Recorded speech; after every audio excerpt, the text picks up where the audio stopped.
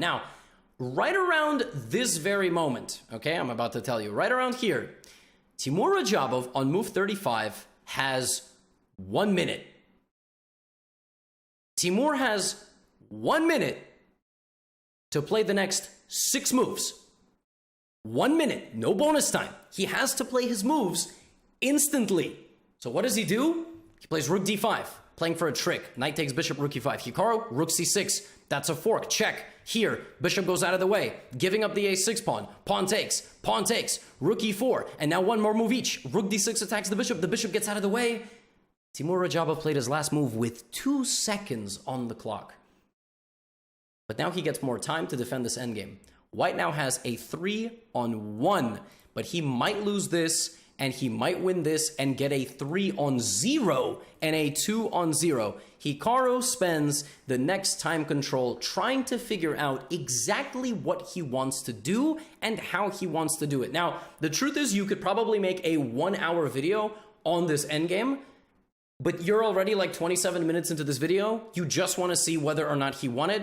Teimour really defended well. I mean, he put up like the most fortress-like defense imaginable, and it takes some technique here. You'll notice it looks like White is not making any progress. The truth is that Hikaru is probably trying to create a plethora of threats and ultimately break through when Radjabov does not have an hour on the clock. That might be it, that might not be it, but you have to remember, the time control gives everybody more time, right? So 3-on-1, slowly build, now the pawn's been taken. So now this pawn will fall as well. Now it's a 3-on-0, and there's not a lot of time to defend it, right? Rook h2, king to g3, active defense, also hitting this.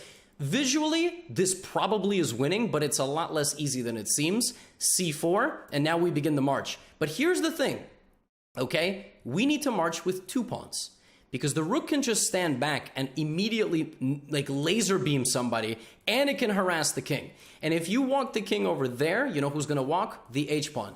This endgame is anything but easy. Okay, it's one thing to look at the Stockfish evaluation and beg for moves, but it's Hikaru who is now a runaway freight train on the queen side. Radjabov is trying, but you just can't. I mean, the pawns are connected. That's the problem, and the bishop is out of the game.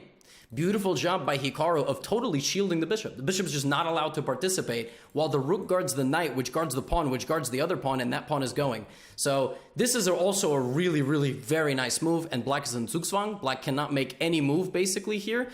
King f2 is a super professional move. If you rush with pushing, rook a1 comes and you have to guard like this. So you do it this way, and oops, suddenly this. And Radjabov decides to sacrifice his bishop to go for the promotion. The problem is, there is knight e2 check, but you don't win the rook.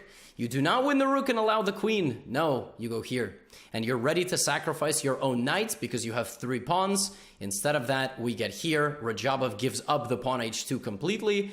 But the pawn runs anyway and is defended.